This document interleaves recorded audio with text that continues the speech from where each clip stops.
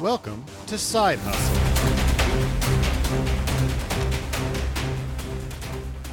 Hello, everyone. This is Eric. And this is Eli. We're chatting about the game design goals we've developed in the course of our research on the main show, Jianghu Hustle. This time we're talking about our project for Hearts of Wulin, the describing fight scenes essay that we are submitting for the book. Yes, it's exciting work, and we've been sort of tossing ideas around for a while, and we've got some words drafted, and we're going to review those and sort of explore it together. Yeah, and I think it's interesting because our thoughts, I think, are going to be the same for both games on like what makes a good fight scene, right? But like how the differences between the systems will make sure that they play differently. And so it'll be interesting to see like where we have to put the emphasis for Hearts of Wulin versus where we put it when we put something similar into our game. Yeah. Plus, this gets to be our poison dragon inside the Hearts of Wulin temple, and eventually we will tear it down brick by brick. Sorry, Lowell. Sorry, Agatha. That's the way it's got to be. Swordplay world's a lonely place. There's no room for friends, only rivals.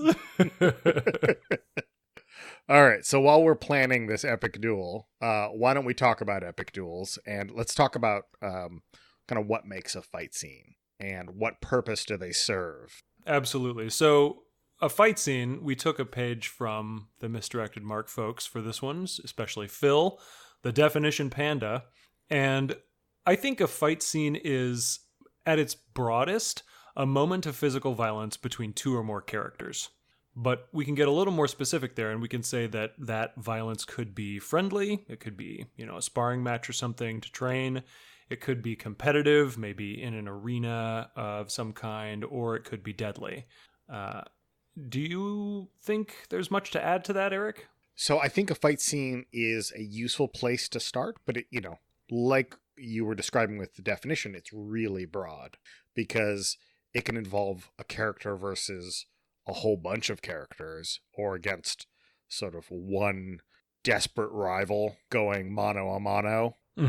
But we want to talk about what makes a good scene in all of those. What makes it dramatic or interesting, or what the purpose of those things are. So let's talk about that. Like, what purposes do they serve?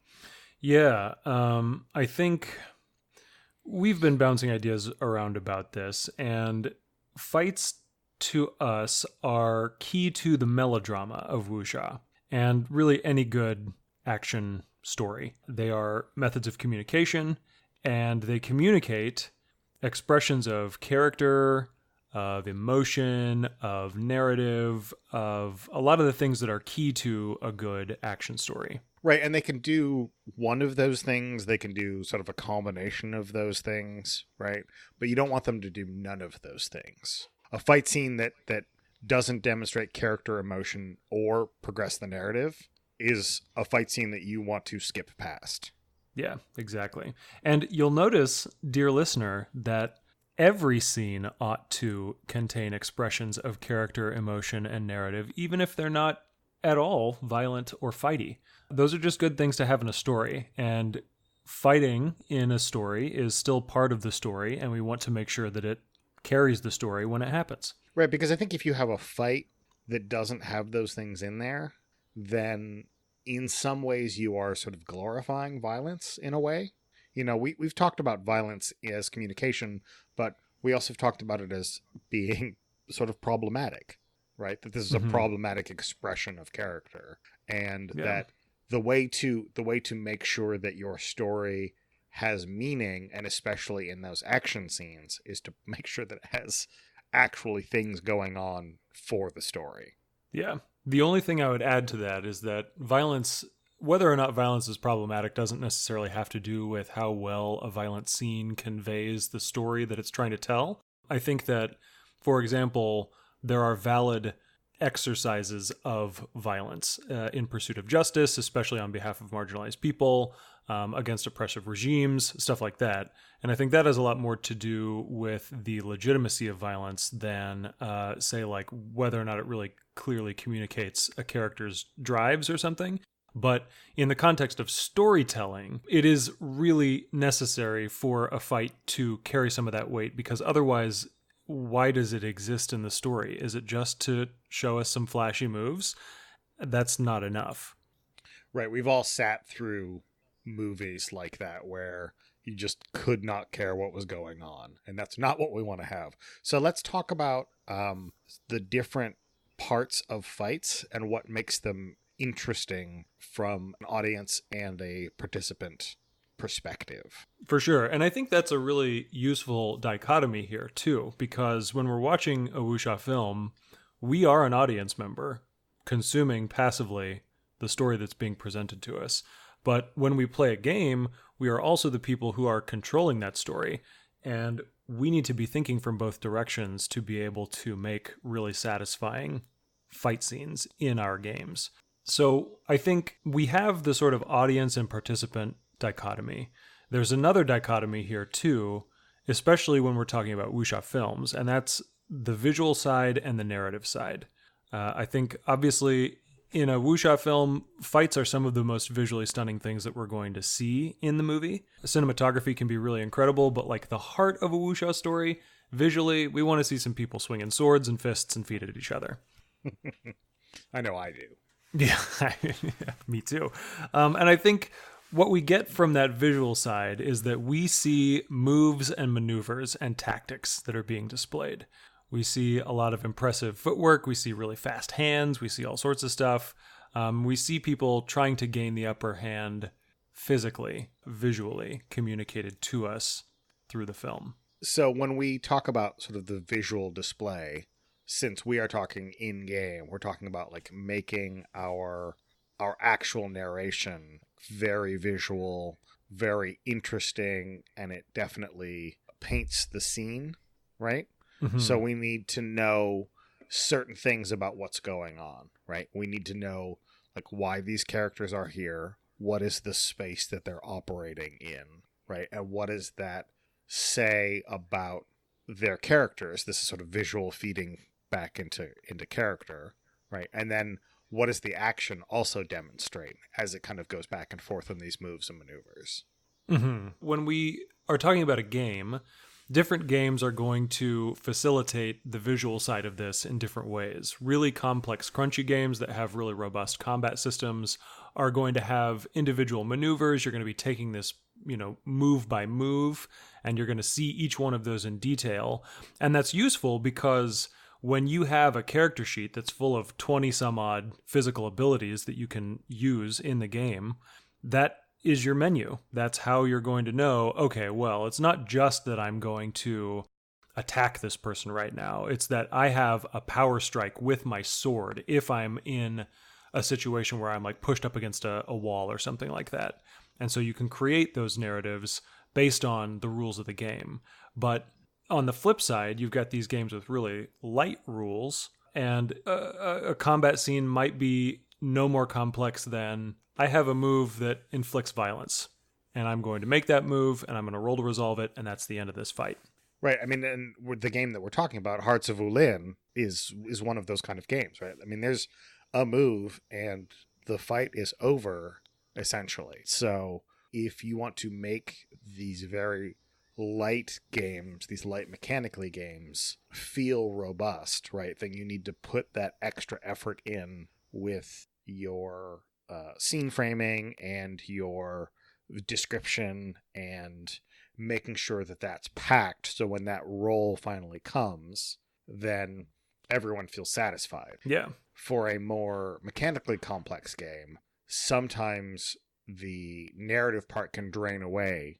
You might be able to tell it in retrospect, like after the fight is over or as it's progressed a couple of steps, you can start to see trends and build a story that way. And it's still important to like embed all of these things in there, but while it can give you like the tools that you need to describe it, it can also affect the tempo of the game. And what we see there is exactly this visual versus narrative dichotomy that we're talking about, except it's almost more of a spectrum in that case. You've got the really crunchy games where you get a really good idea of the visuals, but because you're spending so much time and energy dipping into the visuals, you start to lose sight of the narrative that took you into that fight.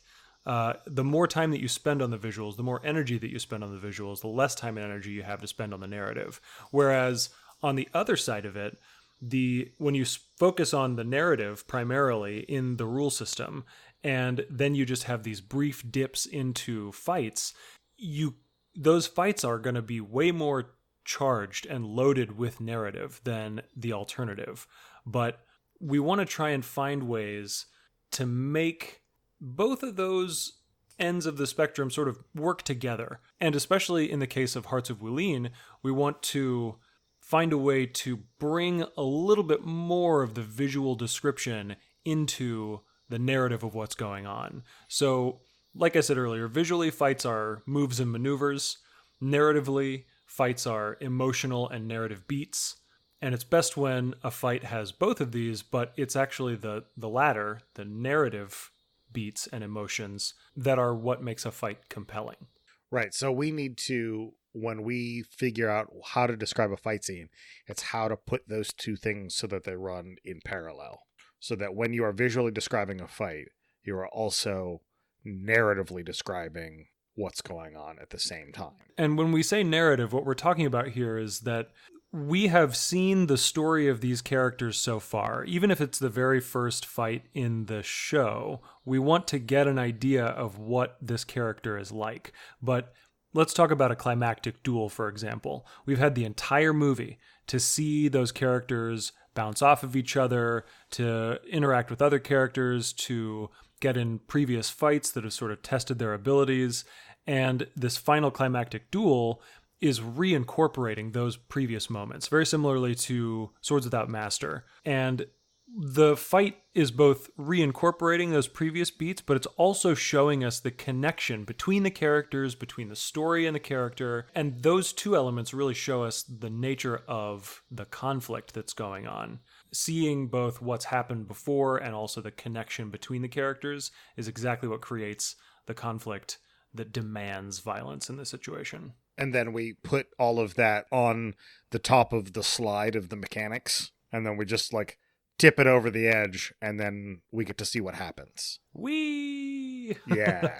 So part of this describing good fight scenes, right, I think is just like good play and good sort of narrative construction, right? Because if we talk about these two rivals, since we need to have seen them before, and we need to have seen them like struggle and succeed or overcome a bunch of obstacles, right? So that we know that these two characters come together for a reason, then by the time they enter that fight scene, there are already stakes built in.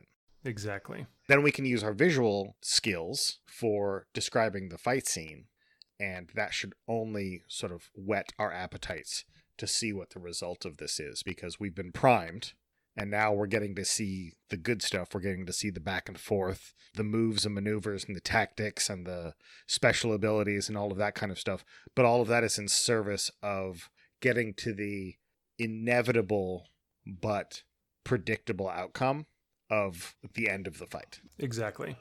And so what we can do now, I think, is get into a little bit of the text that we've written so far and sort of give a teaser of what we're thinking about in terms of how to really bring these visuals to life. I have a lot of real life martial arts experience, and the class that I'm teaching right now is a very pragmatic and streamlined and simple self-defense program. But one of the things that I really appreciate about this class is that it has made me understand how essential two things are to a violent moment, and that is tempo and momentum. Tempo is essentially the way we communicate it in class is saying that it's now my turn. What we're doing is we are establishing the tempo of the fight, and we are switching that up because what we want is if you control the tempo of a fight, if you decide when something happens in a fight, then you control that fight. And you win in that moment if you are the one who's controlling what's happening. And so when you are in control of the tempo, you are saying, it's my turn and I'm doing something right now. And then momentum is what happens when you hold the tempo for a long time. If tempo is saying, my turn right now, I'm doing something and I succeed, then momentum is saying, my turn, my turn, my turn, over and over and over again, and not giving your opponent a chance to have a turn. These two things are very simplified, obviously, but they're really critical to the strategy of a fight. And I think they're compelling for dramatic visuals in a fight as well. I agree. And I think the part where they break from the actual tenets of actual real world violence and narrative violence are when we talk about tempo, right? And we talk about momentum, they're only allowed to go forward a certain direction for so long before we need to invert that and have the opponent kind of come back, which is clearly not what you want in an actual fight. You want to control the whole thing, right? In a narrative work, when you are describing these things, I think when I think of tempo, I also think of sort of the speed at which things happen, and who is in control. So when you are describing things and you are playing with tempo and momentum, the longer you hold on to the momentum, the more essentially like energy you are passing to your opponent in the narrative to go like, it's not your turn yet, but it will be soon. It's not your turn yet, but it will be soon. And then by the time you get about to the third time you say that, your opponent goes, okay, now it's my turn. But those moments that you take can be fast or they can be slow. And in a role-playing game, one of the best pieces of advice that I've ever gotten is that you do the fast things slow and the slow things fast. Tell me what that means. So what it means generally is that you want to take the things that are fast and exciting and you want to draw them out so that your excitement can last longer, right? And you want to take these slow, boring things and you want to compress them so they don't take as long. So this is why we have the montage. We can compress the slow, boring thing, or the potentially boring thing into something that is more interesting. But it's also why we have the slow-mo camera shots that like focus on people's eyes and it goes back and forth as you see them ready the maneuver that is deadly because they've been practicing it, and that they're gonna inflict this horrible wound on the opponent when it hits, and you really want to draw it out so that when the blow lands or it doesn't land, then you get sort of the maximum payoff. So when we talk about tempo and momentum, so you want to think about who's possessing the action right now. And then you also want to think about how much time you get to spend on it. And if you're just doing like little slow like exchanges, if you're just doing like, well, now we're going to do like a back and forth where our skills are really equal and we're demonstrating something about our characters that way, you can describe a thing that in a movie would take, 10 seconds. Of just where you see an exchange happen, and you just do that fast. You do that in a couple seconds, right? And you haven't really given a lot of energy over. But then when you do your big maneuver and you take your time, you're definitely using up your momentum in the story, and you need to make sure that you pass it to the other person. Yeah. So on the one hand, you can think about time as a measure of importance. The more time you spend on something, the more important it should be to the story. And on the other hand, you can think about the more time that you spend on something, the more momentum you're giving away.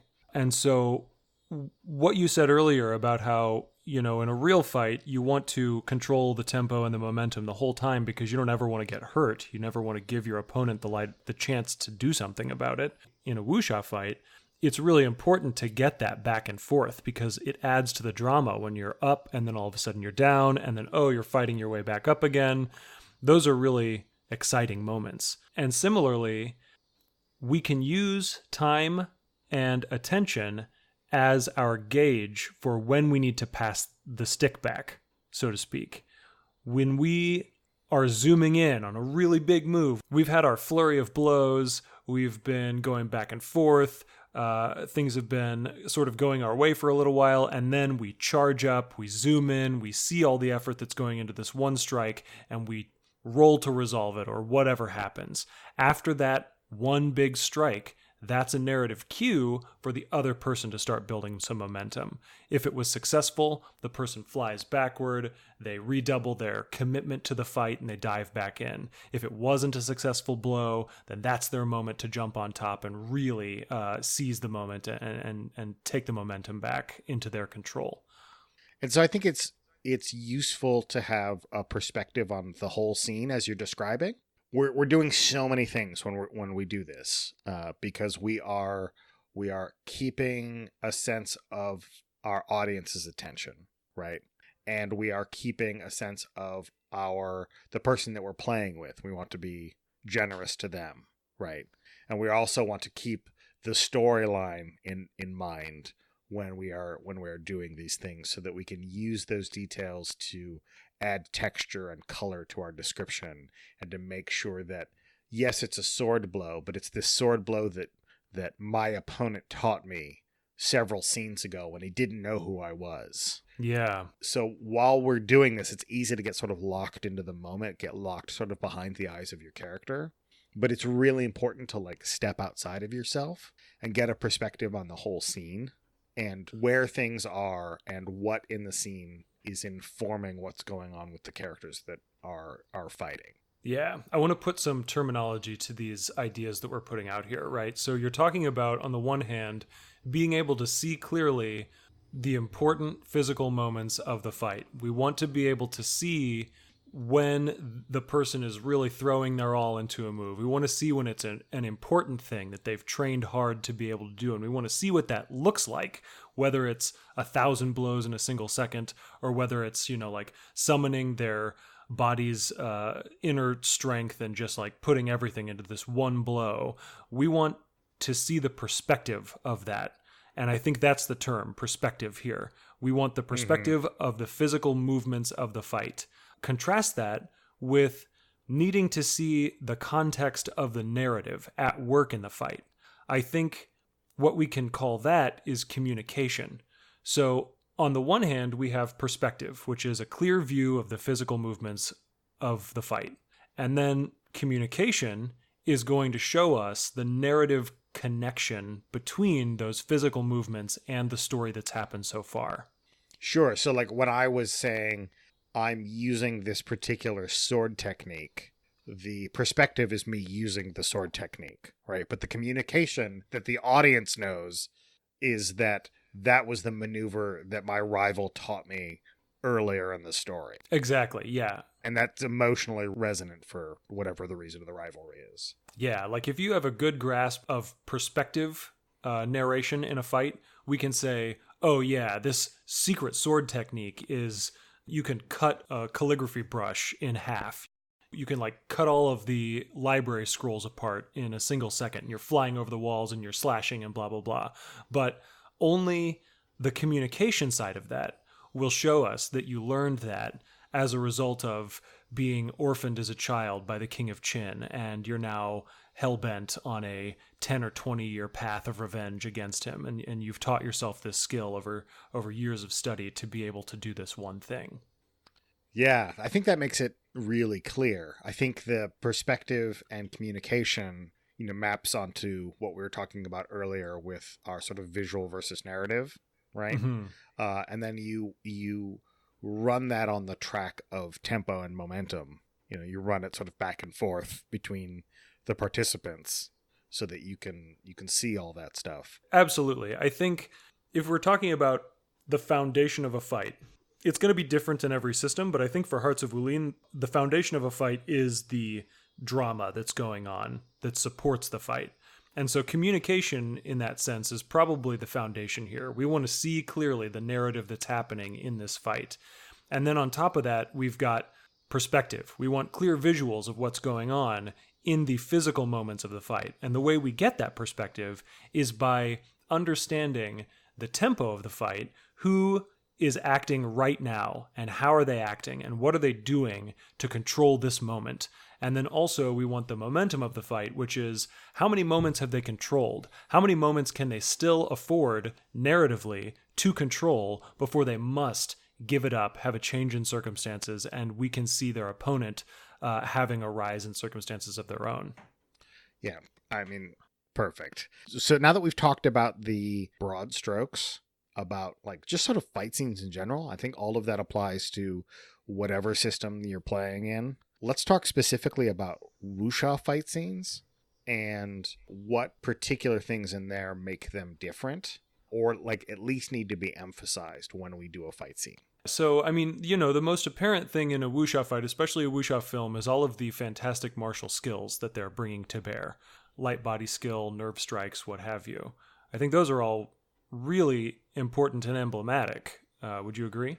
Oh, for sure. I mean, I think without that, it's just a fight scene, right? Like it's just a punch 'em up or whatever. But those things also demonstrate something about the characters. But it's important to learn the language of the style that you are working in, right? So when we talk about wuxia and we talk about sort of light body technique or internal martial arts or lightness skills or whatever it might be, getting just a little bit of language behind you to help you describe those things, I think will help you like be more comfortable, even just being a little more primed. Yeah, so what we want is the ability to describe what happens in a fight scene. And when we are visually describing something, we need to have terminology to draw from.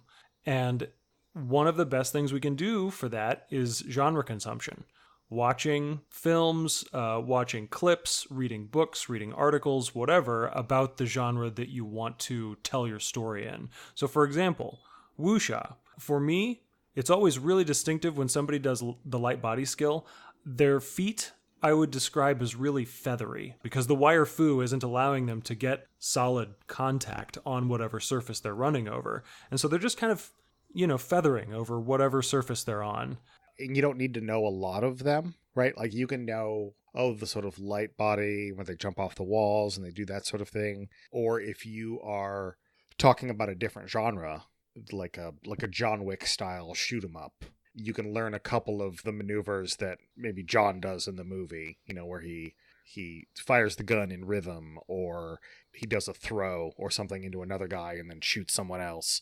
And you can kind of learn the rhythm of the fight. And as long as you can kind of anchor that to what we talked about before, even if you don't have all the words, if you can think about it visually and sort of work your way through it that way, I think this is what makes it. You don't necessarily need all of this package that we're giving to you to make like a good fight scene. But I think a great fight scene has all of these things plus a little bit of being genre literate. So an example for me, I am roughly familiar with professional wrestling, but I really don't know that much about it.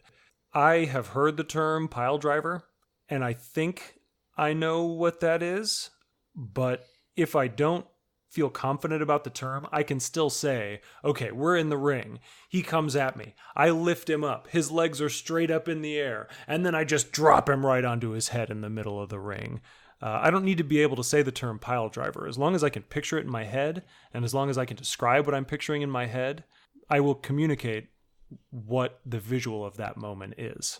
Right, and as long as you are controlling your tempo and your momentum, you can get by with less of the language of the genre, which I think is kind of what we want to encourage, but I think adding that extra layer is always nice. The back and forth is the really dramatic part. The visuals, the actual description of what's happening is cool, but the back and forth is where the excitement comes from in a fight. So we've talked about the elements of violence in wuxia. We've talked about tempo, momentum, perspective, communication.